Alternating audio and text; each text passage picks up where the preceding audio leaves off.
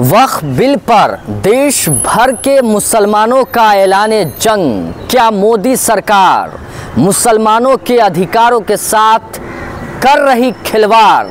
यही है सबसे बड़ा सवाल।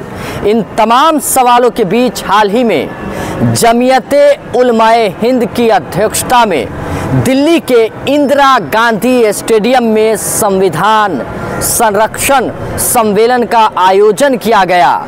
इसमें देश भर के तमाम मुस्लिम नेताओं की भारी मौजूदगी रही, सियासतदानों की भारी मौजूदगी रही और इस सम्मेलन में मोदी सरकार से वक्फ बिल वापस लेने की पुरजोर न सिर्फ मांग की गई बल्कि इस बिल को लेकर मुस्लिम संगठनों द्वारा पुरजोर तरीके से मुखालिफत भी की गई।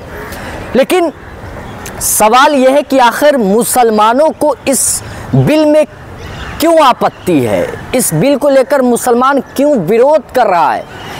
लेकिन आपको ये बताना चाहते हैं कि 8 अगस्त 2024 को संसद भवन के पटल पर अल्पसंख्यक मंत्री किरण रिजिजू ने इस बिल को पेश किया और कहा कि इससे मुसलमानों को कोई दिक्कत नहीं है, आम मुसलमानों के लिए मुफीद साबित ये बिल होंगे।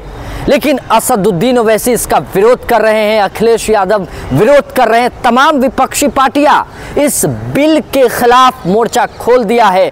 अब इस बिल को JCP यानी ज्वाइंट पार्लियामेंट्री कमेटी में भेज दिया गया है। लगातार चर्चाएं हो रही है, विपक्षी दल विरोध कर रहा है, लेकिन क्या है आपत्ति, यही तो सवाल है दर्शकों। पहली बात कि 1995 एक्ट जो है उसमें पहले मुसलमानों को जन्म सिद्ध अधिकार मिलता था, मतलब मुसलमान ही वक्फ बोर्ड में अधिकारी होते थे। लेकिन दूसरी बात यह है कि जब ये बिल को लाया गया है, इस बिल को संशोधन किया जाएगा, इस बिल में संशोधन किया जाएगा, गैर मुस्लिमों को शामिल किया जाएगा, गैर मुस्लिमों को शामिल किया जाएगा इस बोर्ड में। इसी बात को लेकर मुस्लिम संगठन आपत्ति जता रहे हैं। लेकिन अब इसमें मुस्लिम महिलाओं को भी शामिल इस बोर्ड में किया जाएगा, इस बिल के अंदर शामिल किया जाएगा।